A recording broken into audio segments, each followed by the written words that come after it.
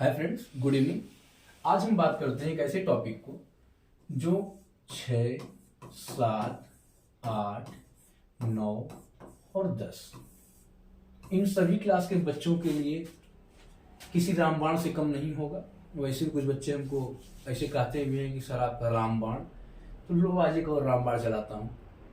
आज हम बात करते हैं सर्कल के बारे में, वृत्त के बारे में। ठीक, तो वृत्त का हम थोड़ा सा बेसिक से कॉन्सेप्ट लेके चलते हैं। आज इसका परिचय दे देते हैं और फिर जो हमारी इसके बाद अगली क्लास होगी वो आपके क्लास के लेवल से होगी। तो आइए देखते हैं बेसिक सी बात। तो जब हम सर्कल की बात करते हैं तो यहाँ से थोड़ा देखते हैं, टेक्नोलॉजी का इस्तेमाल करते हैं बेटा। ठीक है, लो ये लो, हमको क्या मिल गया? सर्कल मिल गया। ठीक है, अब इस सर्कल पे अगर हम लेके चले तो क्या क्या चीजें दिखाई देंगी, ध्यान दो। तो सबसे पहली बात हमको क्या मिलना चाहिए? एक सेंटर मिलना चाहिए। तो जब भी हमको पता है कि हम कोई भी क्या करते हैं, सर्कल खींचते हैं, तो कैसे ड्रा करते हैं? यहाँ पे कोई ना कोई एक प्रकार लगाते हैं और इसको इस तरह से कर देते हैं। तो जहां हमारी नोक होती है उसी को क्या कहते हैं? सेंटर कहते हैं, केंद्र कहते हैं। क्या कहते हैं? केंद्र कहते हैं। तो अब ध्यान से समझ लो, ये जो तुम्हारा सेंटर, जो तुम्हारा केंद्र है, अगर इसके आगे हम बढ़े तो ये वाला जो पार्ट है, जो इस तरह से घुमा हुआ पार्ट, जो बाउंड्री की तरह दिखाई दे रहा है, इसको हम बोलते हैं परिधि। अब याद रखना बेटा, परिधि को हम और क्या कहते हैं? इस परिधि को हम परिमाप भी कहते हैं। क्या कहते हैं? परिमाप भी कहते हैं। अगर कहीं ऐसा दे दिया कि परिमाप बताइए किसका, वृत्त का, तो घबराना मत कि परिमाप इसमें कहां से आ गया। परिमाप या परिधि का मतलब होता है बाउंड्री। ठीक है, ये हम वो किसकी बात कर रहे हैं? वृत्त की, इसलिए वृत्त की बात चल रही है। हम कभी आयत की बात करेंगे तो आयत के बारे में बात करेंगे तो हम परिधि का नाम रख के और परिमाप का नाम लेंगे। तो याद रखना, परिधि और परिमाप ये दोनों कहाँ यूज होगा? सर्कल में हो सकता है। लेकिन अगर हम और किसी की बात करेंगे तो वहां पर केवल परिमाप आएगा, वहां परिधि का कोई मतलब नहीं होता है। तो ध्यान देना। अब बात कर लेते हैं, इस परिधि को क्या कहते हैं भैया? तो परिधि को कहते हैं सरकमफ्रेंस। क्या कहते हैं? सरकमफ्रेंस। ठीक है, जो परिमाप होता है इसको कहते हैं पेरीमीटर। अब ध्यान दो, तो ये कहता है कि जो परिधि है, जो केंद्र है, इनके बीच की जो दूरी है, ठीक है, इनके बीच की जो दूरी है, तो इसको हम क्या कहते हैं? इसको हम कहते हैं त्रिज्या। क्या कहते हैं? त्रिज्या। और त्रिज्या को हम इंग्लिश में कहते हैं रेडियस।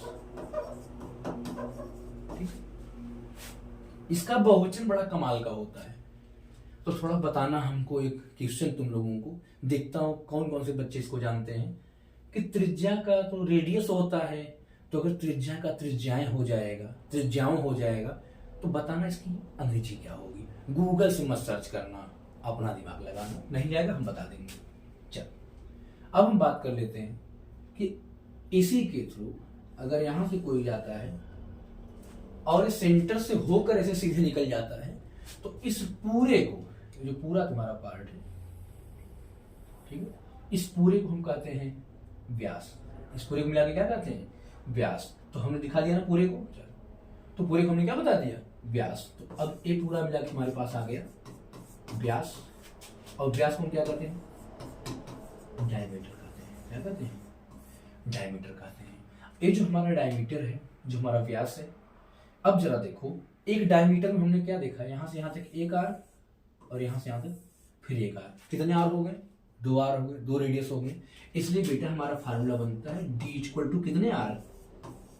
2 आर। समझे कि नहीं समझे? ठीक है, फार्मूला से निकल जा रहा है।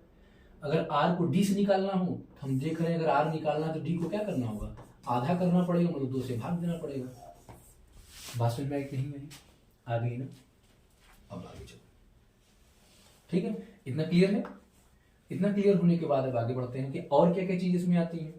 तो समझो, अगर कोई और लाइन आए, ठीक है, कोई एक और लाइन आए, वो लाइन कैसी हो? वो लाइन कुछ ऐसी हो कि बस यहां से यहां तक तो जाए सीधे, लेकिन क्या न करे, सेंटर से होकर न जाए। ठीक है, ये भी परिधि को 2 जगह पर काटे, 2 जगह पे टच करे, स्पर्श करे, बट क्या ना हो, सेंटर से ना होकर जाए। तो बेटा इसको हम कहते हैं जीवा। क्या कहते हैं? जीवा। ठीक है, जीवा को हम इंग्लिश में कहते हैं कॉर्ड। क्या कहते हैं? कॉर्ड। आज हम उसका परिचय करेंगे, पार्ट को समझेंगे, ताकि जब हम अगले वीडियो में क्लास 9 क्लास 10 का सर्कल पढ़ाएं तो किसी बच्चे को ये ना दिक्कत हो कि सर जीवा क्या है, किसे कहते हैं, कहाँ होता है। क्लियर है? अब बेटे अगर हम एक ऐसी कोई लाइन ड्रा करें, ठीक, ये तो टच नहीं कर पाई, लाओ बेटा टच कराते हैं। गजब, टच कर गई ना। जब टच करके जाए तो टच का मतलब हिंदी में क्या होता है? स्पर्श।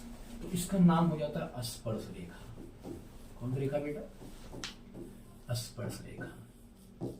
इसको अंग्रेजी में क्या कहते हैं? टेंजेंट कहते हैं। क्या कहते हैं? टेंजेंट कहते हैं। बात समझ में आई? टेंजेंट मतलब स्पर्श रेखा होती है। जीवा रेखा खंड होता है, रेखा नहीं होता।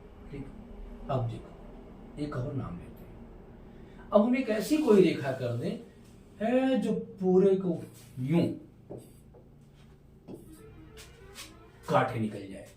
कर क्या रही है? छेद रही है, इसलिए इसका नाम छेदक रेखा। क्या रेखा? छेदक रेखा। आओ छेदक रेखा को देख लेते हैं। छेदी रेखा मत कर देना छेदक रेखा। क्या बेटा? छेदक रेखा। और छेदक रेखा को इंग्लिश में हम क्या कहते हैं? गजब नाम है भैया, सेकेंड। क्या कहते हैं बाबू? सेकेंड कहते हैं। बात समझ में आई कि नहीं आई? सारे पार्ट को देख लिए। जीवा क्या होता है, परिधि क्या होती है, त्रिज्या